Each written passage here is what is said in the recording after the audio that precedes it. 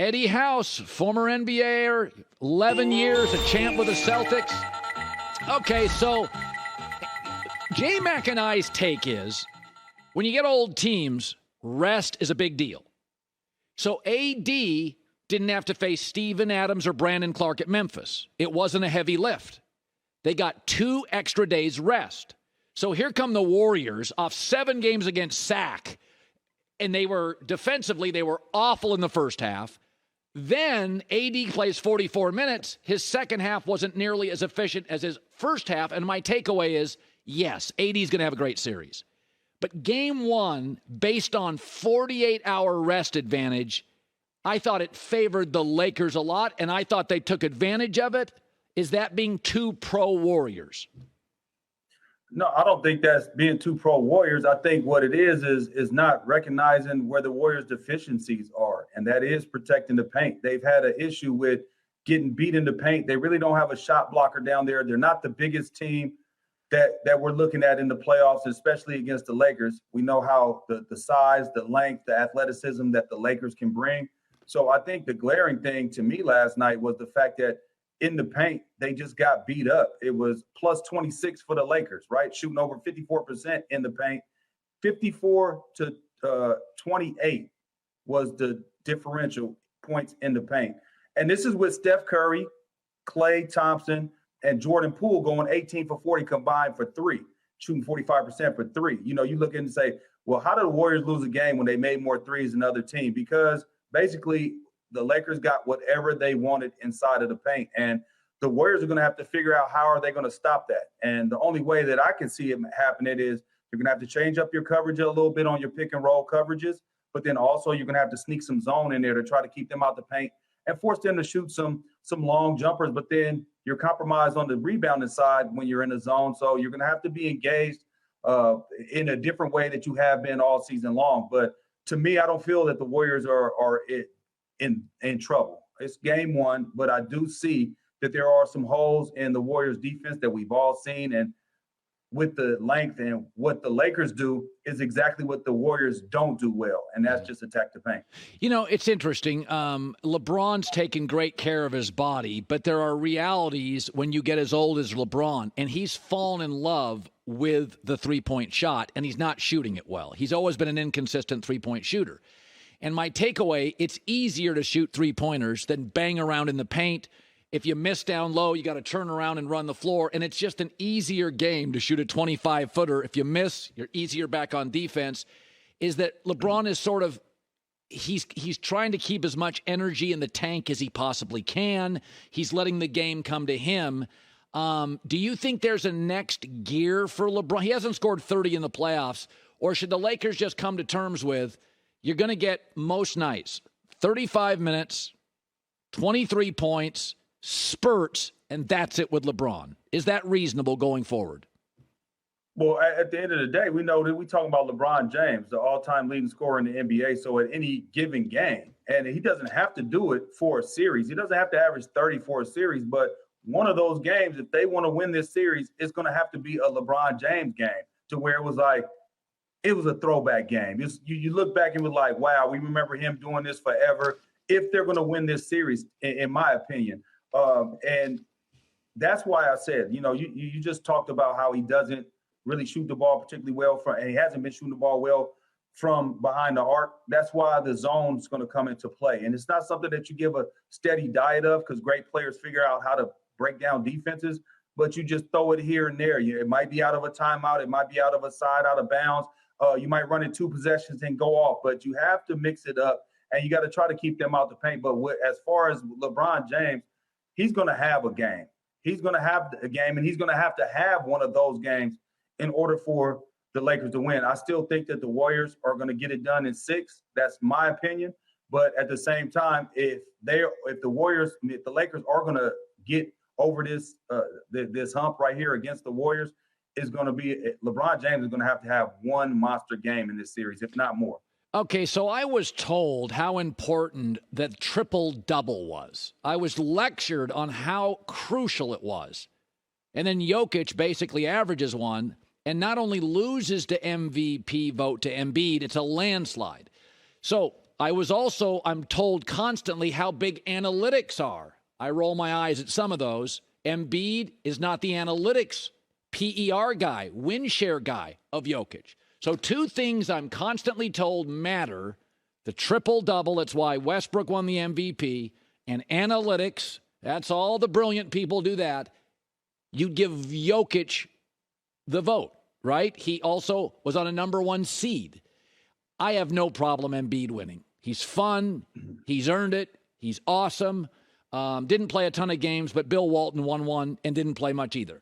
But it felt like to me it was as much an anti-Jokic vote as it was a pro-Embiid vote, which leads me to what I've always believed about voting in the NBA.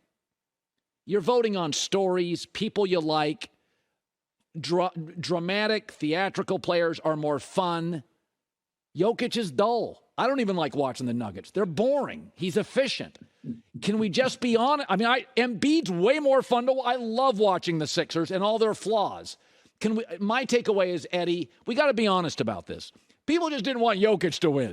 Like MJ didn't get 3 in a row. We're not giving Jokic one. Can we just admit, and that seems reasonable to me to say that, is it? No, I would disagree because he didn't have the best record. And usually I think it should go to the best player with the team with the best record in the league. They had the best record in the West, but they were the 4th best record in the league. Okay. And so it wasn't like they were just world beaters. The West was a little down this year. It wasn't how it usually is.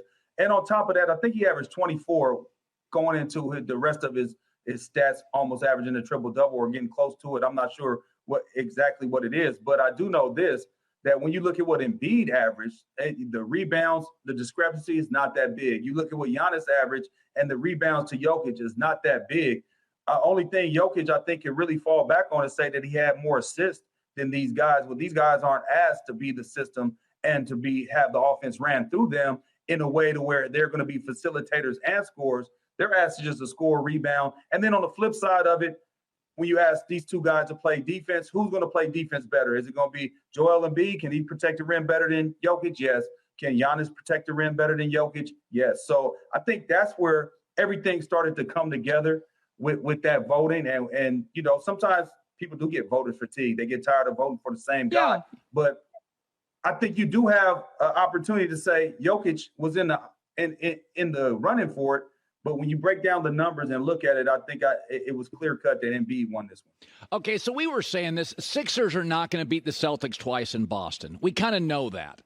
Would you play Embiid anyway tonight? Because, and here's my take, he's good enough to play. The Celtics late in games, I think they're wobbling. I don't think they're sure of who they are. I think situationally sometimes, they gave Marcus Smart the ball late. Jason Tatum shot fewer shots than Malcolm Brogdon, a good player, in the 4th. And then I think when you get these rare opportunities, when you've got a really good team, a little unsure, and a tad vulnerable, step on it. Play Embiid and go for the win. That makes sense. Would you sit him tonight and get a 90% Embiid, or play him tonight at 75 and 80% with a chance to sweep the games in Boston? Well, I think the Sixers feel like they smell blood in the water, and Embiid smells it as well. And he feels like, I could go out there, with me being out there gives us the best opportunity to try to go up 2-0. Now, you have to talk to your player and say, hey, man, are you really okay? And if he is saying he is fine, then I'm going to roll with my player. I'm going to roll with our opportunity, because in the playoffs especially, it's so fickle. Every single game, from quarter to quarter, half to half, game to game, it changes so fast and often.